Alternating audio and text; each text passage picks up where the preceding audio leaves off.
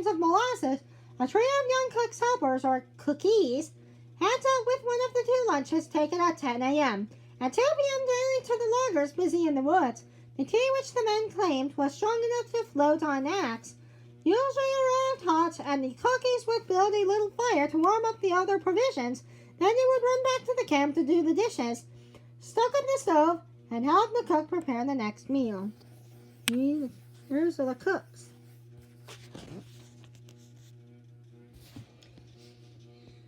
Alternating strokes, the axemen cut a big birch near Mount Cathodin around 1900. See?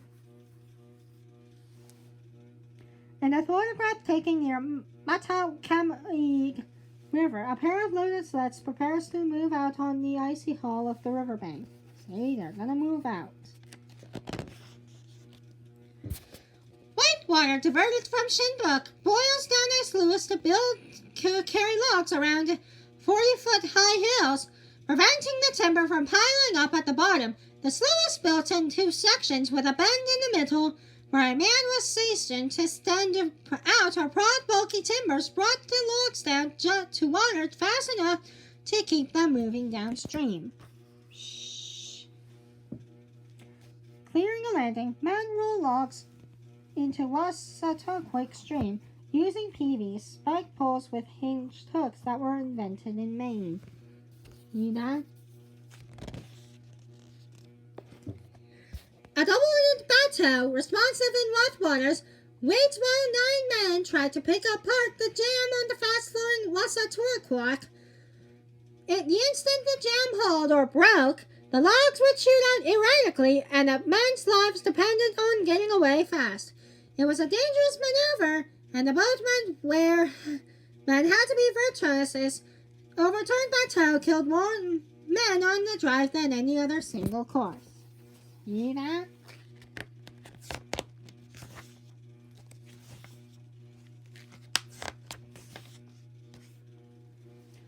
Sunlight figures in Billings Falls on the head of 3 Mile Gorge of Gulf Haggis in central Maine.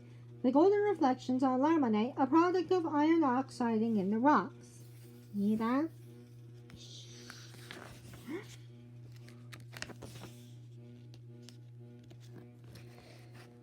This bizarre-looking totem pole in northern Maine is in fact the work of hungry beavers.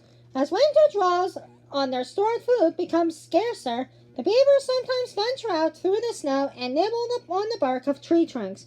In this case, they probably fell on a tree when it stood 3 or 4 feet deep in snow, after a number of earlier attempts marked by the notches at lower snow levels. That's a weird-looking totem pole right there. A beaver lodge in Baxter State Park stands ready for winter, with new twigs added on top and a food pile of leafy branches at right. See that?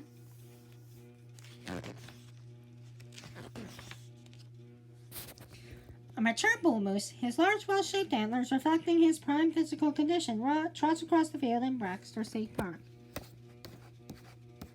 There's the moose.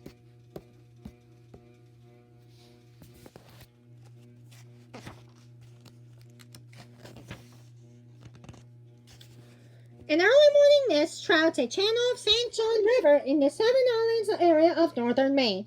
At this point, the river has flattened out, widened and slowed down, dropping sediment that has built up to form numerous small islands.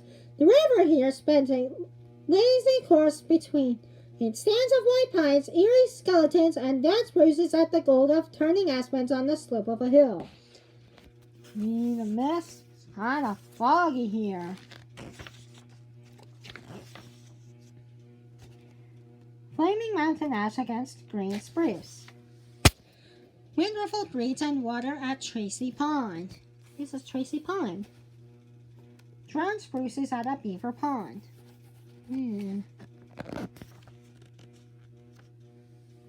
Sunrise over Lower Tug Pond. Whitecaps on Upper Tug Pond. See the whitecaps? Birches and pines on a cliff of jagged violet. A blazing sugar maple from the air. Sunset on Mount Cathodin. Well, guys, I hope you enjoyed this. Comment below if you enjoyed this book, and see me in the next video where we explore the bayous. Bye!